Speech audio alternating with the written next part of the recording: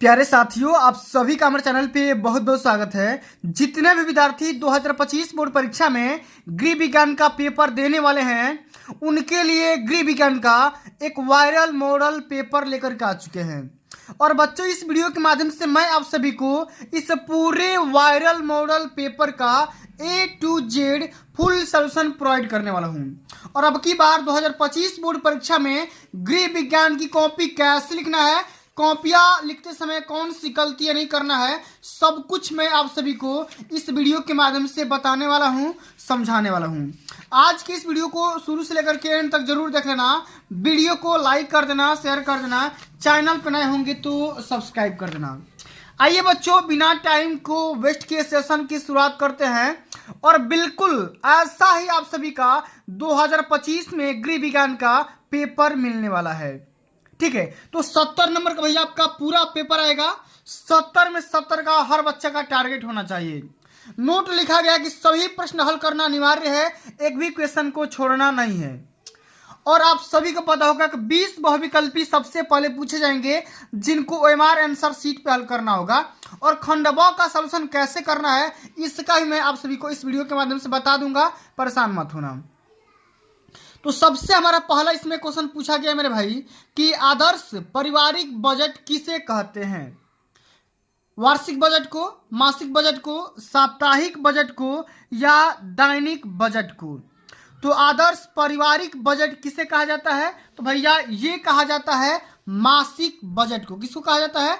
मासिक बजट को, यानी कि सेकेंड ऑप्शन यहाँ पे राइट आंसर हो जाएगा। आगे समझते हैं कि पारिवारिक बजट बनाने का उद्देश्य क्या होता है।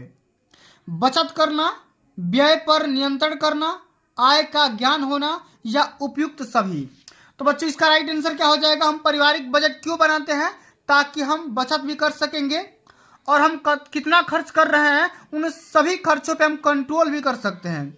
और कितना पैसा कमा रहे हैं अपने इनकम का भी हम नॉलेज कर सकते हैं, यानी कि डी ऑप्शन यहाँ पे बिल्कुल राइट आंसर हो जाएगा। आगे समझते हैं कि पारिवारिक बजट का मुख्य मद है। मतलब पारिवारिक बजट बनाते हैं तो सबसे फ्रंट पे सबसे पहले चीज का उद्देश्य क्या होना चाहिए? भोजन पे, दुकान, मनोरंजन या फर्नीचर। तो मेरे प्यारे भाई, पारिवारिक बजट का जो सबसे मुख्य मद होता है ना, वो होता है भोजन। क्या होता है? वो भोजन होता है। तो पहला ऑप्शन यहाँ पे राइट आंसर होगा। इसी प्रकार से जीवन बीमा का मुख्य उद्देश्य क्या है? आकस्मिक कार्यों के लिए धन उपलब्ध कराना, शादी विवाह के लिए धन देना, बीमा धारक को आर्थिक सुरक्षा देना या बचत योजनाओं से अधिक लाभ देना। तो इस क्वेश्चन का राइट आंसर होगा कि बीमा धारक को आर्थिक सुरक्षा देना। इसलिए हम क्या करते हैं? जीवन बीमा करवाते हैं। ठीक है ना? तो सी ऑप्शन यहाँ पे राइट आंसर हो जाएगा। क्या होगा? C option. आगे देख लेते हैं कि किसान विकास पत्र किसकी योजना है? बैंक की, जीवन बीमा निगम की, डाक खाने की या इनमें से कोई नहीं। तो भैया बताओ, किसान विकास पत्र यह है आप सभी का डाक खाने की। किसका है? डाक खाने की। तीसरा ऑप्शन यहाँ पे राइट आंसर होगा। आगे समझते हैं कि बचत की आवश्यकताएं हैं। बचत का आवश्यकता क्या है? मनोरंजन करने के लिए, बंगला खरीदने के लिए, आकस्मिक खर्चे करने के लिए या उपयुक्त सभी। तो बिल्कुल यहाँ पे राइट आंसर उपयुक्त सभी हो जाएगा। डी ऑप्शन यहाँ पे राइट आंसर होगा, क्योंकि हम सेविंग इसीलिए करते हैं ताकि मनोरंजन कर सके, बंगला भी खरीद सके और हमें जरूरत पड़ने पे अपने खर्च को यहाँ पे कंट्रोल कर सकते हैं या खर्च भी कर सकते हैं। अगला हमारा क्वेश्चन क्या है कि चांदी के बर्तनों की सफाई के लिए क्या करना चाहिए? चूने के पानी का प्रयोग करते हैं, मिट्टी के तेल का प्रयोग करते हैं, सर्फ का प्रयोग करते हैं या पेट्रोल का प्रयोग करते हैं। तो बताओ, चांदी की बर्तनों को साफ करने के लिए हम किसका इस्तेमाल करते हैं? सर्फ का इस्तेमाल करते हैं या चूने के पानी का इस्तेमाल करते हैं? तो किसका इस्तेमाल करेंगे? तो हम यहाँ पे करेंगे सर्फ का प्रयोग करेंगे। किसका? सर्फ का। ठीक है, चलो एक बार इसको क्वेश्चन को देख लेना। आगे देखते हैं कि स्टील के बर्तन को साफ करते हैं राख से, सूखे चूने से, सोडे के घोल से या बीम से। तो स्टील के बर्तन को हम बीम बार से साफ करते हैं। डी ऑप्शन यहाँ पे राइट आंसर होगा। ठीक, चलो, कूड़ा करकट नष्ट करने का उपाय क्या है? बताओ। जला करके, खाद बना करके, छांट करके उसका उपयोग करके, या इनमें से सभी। तो इनका राइट आंसर यहाँ पे इनमें से सभी हो जाएगा, क्योंकि तमाम प्रकार के यहाँ पे उपयोग होते हैं, कूड़ा करकट को नष्ट करने के उपाय होते हैं। अगला हमारा क्वेश्चन एक न्यूमेरिकल क्वेश्चन है कि यदि 1 किलोग्राम चीनी का मूल्य 40 रुपये है तो 6 किलोग्राम चीनी का मूल्य बताइए। तो 40 में 6 से गुणा कर देंगे, ठीक है, तो हमारा 6 केजी का दाम निकल करके आ जाएगा 6 चौके 24, यानी कि 240 रुपया यहाँ पे टोटल यहाँ पे प्राइस निकल करके आ जाएगा। इसी प्रकार से 1 दर्जन सेव का मूल्य 60 रुपया है, तो 1 सेव का मूल्य कितना होगा? तो 1 दर्जन मतलब 12 वस्तु का मूल्य 60 है, तो 1 सेव का निकाल दो तो कितना हो जाएगा? 60 में 12 से डिवाइड कर दो तो 12 25 60 होता है। तो यहाँ पे पहला ऑप्शन यहाँ पे राइट आंसर होगा। अगला हमारा क्वेश्चन क्या है कि आधा किलोग्राम में कितने ग्राम होते हैं? 500 ग्राम होते हैं। सेकेंड ऑप्शन यहाँ पे राइट आंसर होगा, ठीक है। अच्छा, अगला हमारा क्वेश्चन क्या है बच्चा, ध्यान समझो कि निम्नलिखित में से कौन सा रोग अशुद्ध जल से नहीं फैलता है? हैजा, अतिसार, टाइफाइड या क्षय रोग। तो अशुद्ध जल के सेवन से कौन सा रोग नहीं फैलता है? तो ये आपका हो जाएगा क्षय रोग। क्या हो जाएगा? क्षय रोग। बाकी टाइफाइड भी मच्छर के काटने से ही फैलता है, ठीक है ना, जो कि अशुद्ध जल के माध्यम से हो जाते हैं। अगला हमारा क्वेश्चन क्या है कि जल द्वारा फैलने वाला एक रोग का नाम बताइए। प्लेग, चेचक, मोतीझरा या हैजा। यहाँ पे क्या हो जाएगा? हैजा इसका राइट आंसर होगा। क्या हो जाएगा? हैजा हो जाएगा। संक्रामक रोगों से बचाव का मुख्य उद्देश्य क्या है? धूप में बैठना, व्यायाम करना, प्रातःकाल टहलना या बचाव के टीके लगवाना। तो संक्रामक रोग का बचाव क्या है भाई? तो इसका उपाय यही है कि बचाव के टीके लगवा लो संक्रामक रोग का, ठीक है। अब चलो अगला हमारा क्वेश्चन क्या है, जरा इसको थोड़ा सा जूम आउट कर लेते हैं। अगला क्वेश्चन बोल रहा है कि पौधों से ऑक्सीजन प्राप्त होता है रात में, सवेरे में, दिन में या शाम को। तो भैया ऑक्सीजन कब प्राप्त होगा? तो भैया ये प्राप्त होता है दिन में, ठीक है। दिन में सबसे ज़्यादा ऑक्सीजन, और रात में नाइट्रोजन हमें मिलता है, ठीक है, कार्बन डाइऑक्साइड। ऑक्सीजन कहाँ से प्राप्त होती है? बंद कमरे में, पेड़ पौधों से, नालियों से या सीवेज से। तो ऑक्सीजन हमें पेड़ पौधों से मिलता है ना, यहाँ पे यहाँ पे बी ऑप्शन सत्य हो जाएगा।